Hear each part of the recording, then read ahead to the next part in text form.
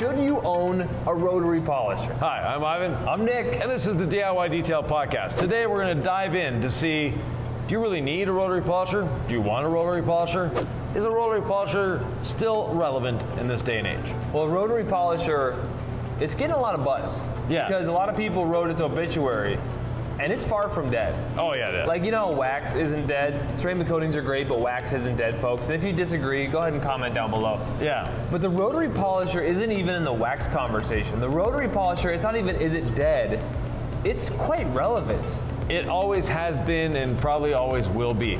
The rotary polisher got a bad reputation. It started about 30 years ago when dual action polishers came to market. And the first dual action polishers to market were either like the Porter cable, or there was a Dynabraid attachment that you put onto a rotary to convert it into a DA. And a lot of people thought, this is so much safer. It's not going to burn through paint. Well, you can burn through paint with a DA quite easily, actually. Well, before we go on, Yeah. explain what a DA is and what a rotary polisher is. So a rotary, this just goes in a circle. That's all it does. One rotation. A dual action or random orbital, it has a bit of rotation, but the backing plate is actually offset to the shaft of the motor by 3, 5, 8, 12, 15, 21, 25 millimeters, and there's probably other ones out there too. But what that does is now it tends to mimic the hand motion. So if we were polishing a car, we wouldn't necessarily go in perfect circles. We're sort of random. And when you're sanding, because these evolved from sanders, a rotary or a dual action sander or a random orbital sander, you don't get the lines that you do. So if you're sanding wood with a rotary, you're going to get lines. It's not going to end well. If you're sanding with a straight line sander, you're going to get straight lines or by hand. Whereas with the dual action, it's sort of, because everything is moving fluidly and in different directions all the time, you end up with a smoother surface when you're sanding that you don't see the sanding marks. They're still there. It's just your eye doesn't perceive them as well. So with the DA, we are still getting marks on the paint. And one of the big downfalls of the rotary is rotary swirls. You get swirls on the paint because a lot of people were not taught, let's say, the most effective way of using a rotary. And I want to stop you there. Yeah. So you were talking about swirls. This Audi behind us, this unique forest green Audi, Yep. we one step with gold standard polish on speed 1 here. It was trashed, water spots, lots of scratches. Yep. We didn't remove most of the scratches, honestly. No. We just glossed up the paint, but it looks so glossy to me. And that's the almost inexplicable thing with the rotary that I found since we've been working together. There is something about the real human eye looking at a polished panel from the rotary from 5 to 10 feet away. Right. And it is just glossier than the DA. The DA, in a dark garage like this with my little headlamp, I may get more defects out, or I may feel like it's a more clear panel, but when I step back, even if there's more defects or marks left in the rotary panel, it's just a glossier finish. Yeah, definitely the rotary provides a deeper gloss. And again, back to that, you can't see the marks. With the DA polisher or random orbital polisher or dual action, what you're getting is what they call DA haze. And it's an industry accepted term, and it pretty much is accurate. So you're getting this hazy look over the paint. And unless you hit it with the right light, the right intensity, the right angle, you're not going to see it. But if you were to polish, let's say flat, or not flat, but pure black paint, so it has no metallic in it. You polish with the dual action, and then you polish with the rotary right beside it, same pad, same polish. The rotary side is going to be deeper. The DA side looks a little gray and hazed, and that's the DA haze. And the longer the stroke, unfortunately, the more prevalent that DA haze can be. Now, it comes down to the polishing system you're using, the pads, the polish, all of that. They all come into that. But irregardless, this always finishes better. If you don't trust us, try it yourself. But the question that we posed at the beginning is, should you own one, right? And I want to get to that. But what I interrupted you about earlier is the idea of holograms. The idea that, you know, the rotary is going to cause swirls, holograms, whatever terms you want to use. Right. Let's just address that real quick, because I didn't really understand it until I learned how to finish with no pressure, flat pad, speed 1, slightly damp pad. When you use that technique, the finish is awesome. Yeah. So a lot of people they've seen other detailers on YouTube, they've seen other detailers on social media polishing with the rotary. And it seems for some reason that people adopt a certain stance when polishing with the rotary. And Nick, I'll let you demonstrate. Yeah, so instead of the polish being, or the pad being flat to the panel, they have it up on an angle and they're putting pressure on the machine. That is a phenomenal way of getting swirls in paint. If you want swirls in paint, that's the way to do it. Now, if you don't want swirls, first of all, you start with a really, really soft waffle pad. And that's what we have here, our red rotary jeweling pad. This thing is awesome. Right, it's thicker than most pads on the market, and it's extremely, extremely soft. And the waffle surface actually allows it to contour a lot better. And because of that thickness, you're not getting pressure points. Pressure points, and you hear us talking about pressure points in a lot of different contexts. This is another one, that a pressure point is your enemy. That pressure point from putting the pad on an angle or pressing down on the tool, that's where you get swirls. Another thing that causes swirls and holograms, and this is the same thing for the DA. So on the DA, if you want to get more DA haze for some reason, just don't clean your pad. You're going to get a lot of DA haze. We always tell people never put clean polish on a dirty pad, meaning that every time you take this off the paint, before you go to put it back on the paint with fresh polish, you clean your pad. And we have different ways of cleaning the pads. You can buy the Lake Country pad washer, and if you're a professional detailer, there's no reason on this earth that you shouldn't have one. If you're a hobbyist, a lot of hobbyists have them now, and we get the comments all the time, I didn't know how I detailed without one. It's so much faster, it's so much more efficient. So yes, it is, and we don't make the tool, we sell it on our website. Our price is the same as everyone else's. Buy it where you want it, or where you can get it, because they're often back-ordered. But that being said, a clean pad is going to reduce the chance of getting swirls. A soft pad reduces the chance of getting swirls. A flat pad to the surface reduces the chance of getting swirls. And finally, and probably most importantly, the lowest speed you can go. I do want to get to the question of, should you own one? Who should own one? Why might you want to own one? Yeah. Should you buy one before a dual action? But I want to ask you this question, because again, I think the results speak for themselves. How do you recommend people keep their pad flat on vertical panels? It's easy when you teach on horizontal. Right. But on vertical and on contours, things get trickier. They get trickier because people try to hold the machine too much. The more you try to, for lack of a better term, manhandle the machine, it's mine and the worse it's going to be. This is how I hold the machine. Basically, I have one hand under the handle, one hand under the head. I'm not holding onto the machine. I don't have a death grip on it. I'm just supporting it. I'm just moving it around. It's doing the work. I don't need to work when I'm using a rotary. That's what I love about it. It is quiet and smooth. It's quiet, it's smooth, it's safe. So we'll end the debate of, is it safe? Yes, it is safe. It's techniques that are unsafe with the rotary. The tool itself is perfectly safe, and when you have the proper technique, you'll love the rotary. But so speed 1 polishing, speed 6, the only time you use it there is to free spin your pad after you've cleaned it in the pad washer. Right. For me, if it were up to me, this would have a 2-speed switch on it. It would have the first speed that is for polishing, second speed, which is all the way up for cleaning the pad. That's it. I don't need anything else. What about guys and gals out there who want to run it on speed 3, 4, 5 with a big wool pad to cut out, let's say, wet sanding marks? Right. You like defects? You like holograms? There's a great way. I personally find a long stroke DA, like a 21 or a 25 millimeter, will give you much better cut and much faster cut than a rotary. And again, this is a long-standing debate in the industry. Pads have evolved, and polishes have evolved, and compounds have evolved. Yes, 5 years ago, the big wool pad on the rotary was the king of cutting. There was no dispute about that. We now have hybrid wool pads that are specifically designed for the DA. They are designed to cut with the DA, and they do a great job at it. Plus, you can actually finish with those pads. Now, that good old wool pad that I started with, yes, you could finish with those as well. Wasn't easy.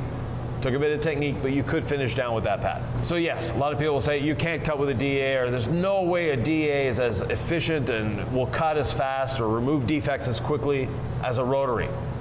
Well, unfortunately, it's because they haven't tried new techniques in 5 or 6 years. Well, I believe in the technique because we recently did a video where we tested it. If that video is live, as of the airing of this podcast, we'll put it below. And it's basically what cuts faster, a rotary or a DA. Yeah. It was an interesting video. It took a long time. And that test has been done on multiple channels, and every time the DA cuts faster than the rotary. You gave it away, Ivan.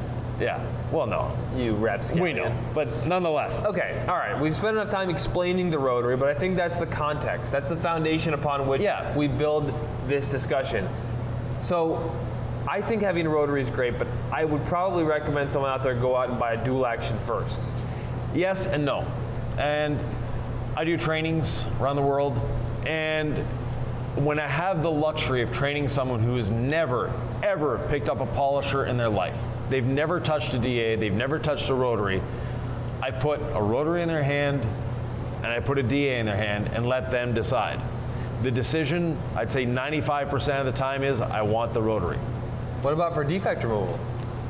For defect removal, we can use a different pad. So we'll go back to that wool pad. But you are going to leave, so that good old-fashioned wool pad, yes, you can leave some holograms. So you're okay with a wool pad, not ours, because it's not designed for the rotary. Right. On speed 1 to cut? Is that what you're saying? Speed 1, yeah. Okay, and then you would refine with a foam pad. Exactly.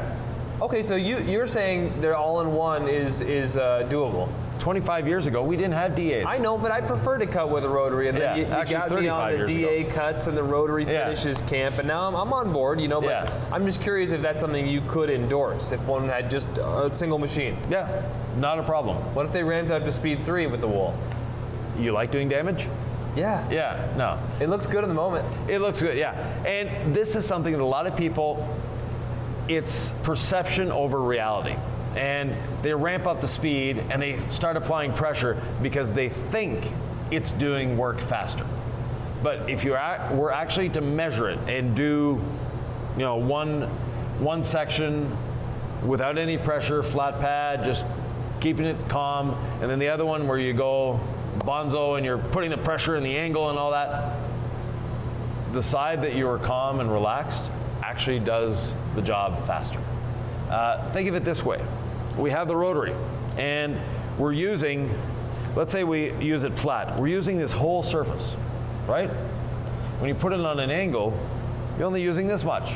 You're only using a quarter of the pad. I don't even know if the folks can see that, so just make sure, as we say this on the audio podcast, you're not having any issues, but for video, I want you to show them the pad. So basically when you're using it flat, you're using the whole pad. You have this much surface working for you. When you put it on an angle, you only have a quarter of the pad doing the work.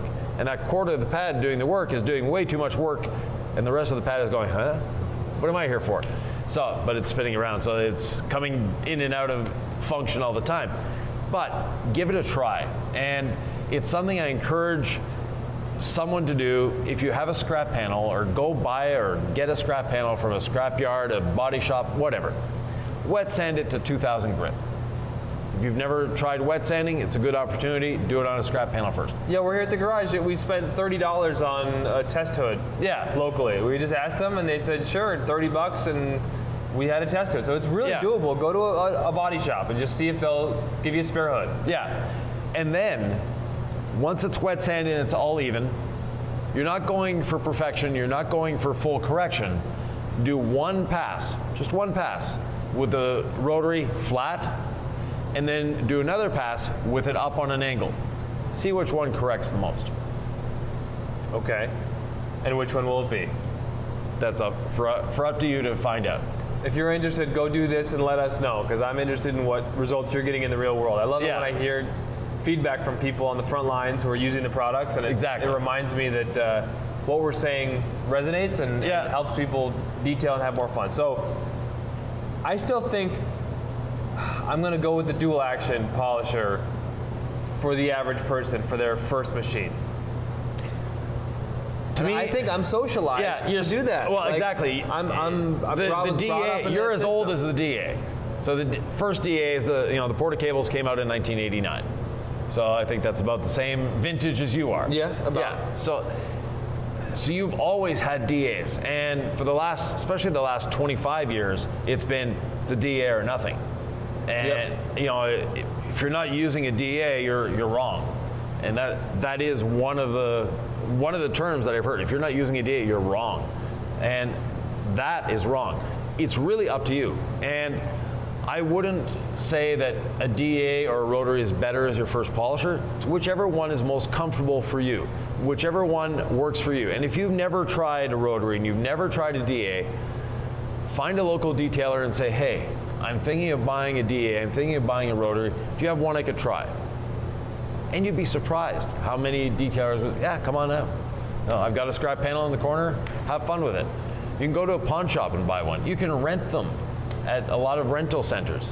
Or you can take a training somewhere, and that's an even better way of doing it. But make sure that the training trains you both on rotary and DA, because a lot of trainings, they'll say that they're there to train you on the rotary, and they'll have like about a 5-minute presentation on the rotary and say, it's too dangerous for a beginner, we can't put this in your hands. When we do videos here, I prefer to use the rotary. Yeah. I think it's fun. It is. To me, it's like stick shift, which stick shift is becoming less relevant. Manual transmission. More obscure, yeah. Right? Like those are becoming less and less common, obviously. So they're gonna go the way of the dinosaur.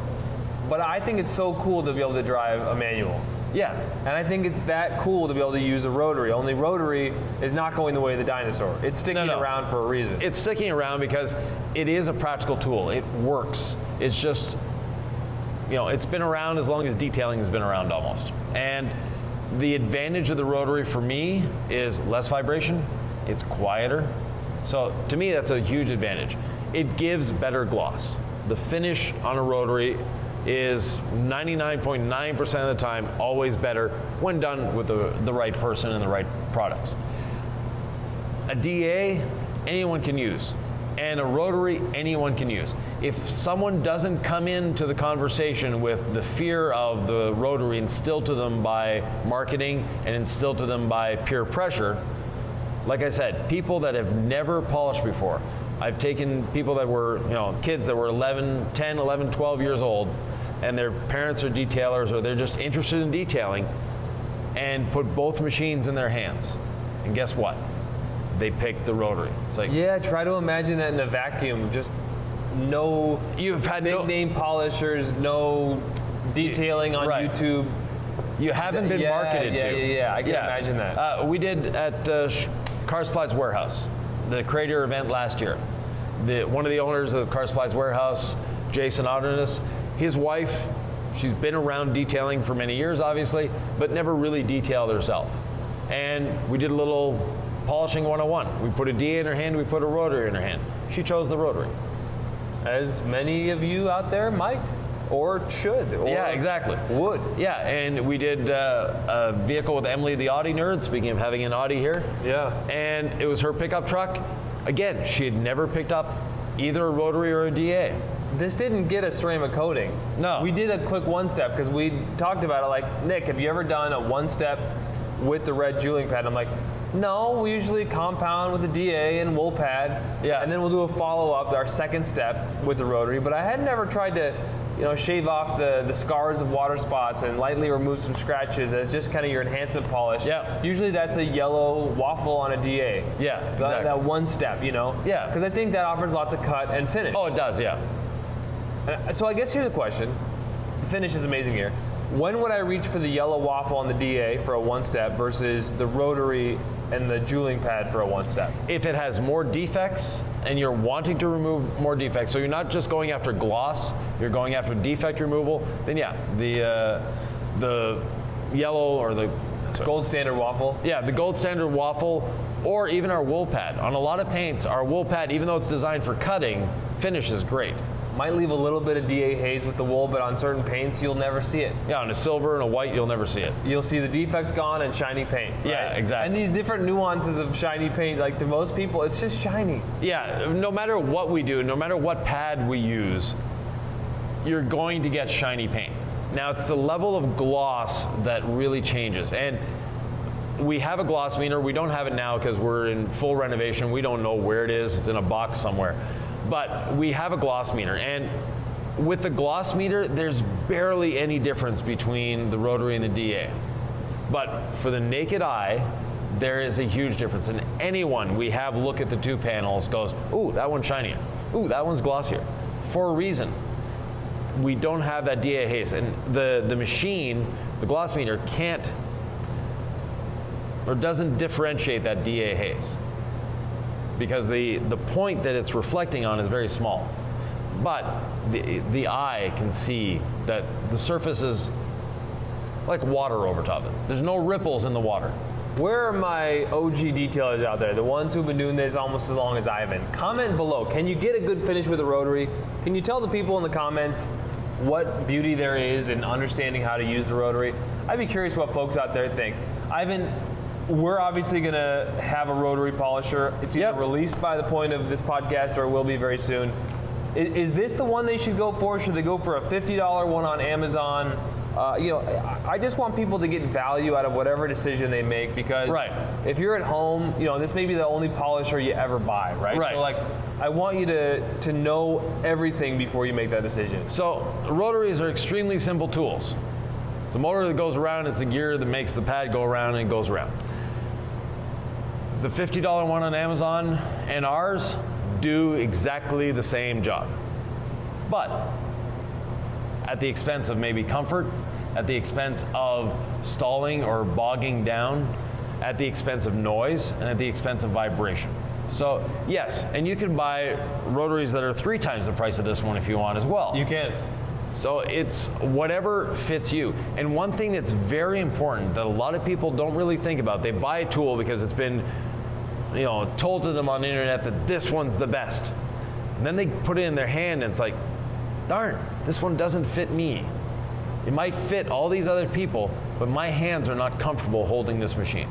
That's a real thing. Yeah, so having the comfort, having the balance as well, because you don't want a machine, and I used to use a rotary back in the 80s that was so front heavy that I almost lifted the machine off the surface to get the finish that I wanted, as opposed to something like this, I just glided along. Yes.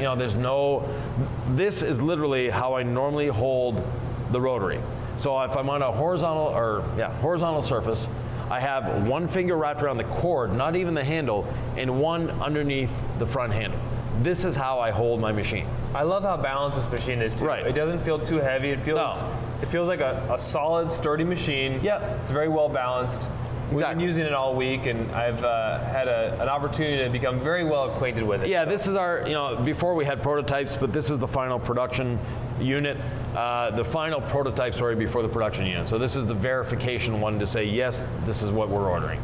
And with that, we've gone through a lot of work to design both our rotary and our DA to make them user-friendly. To, little things like, we always say, use the trigger lock. Well, this trigger lock is super easy to use.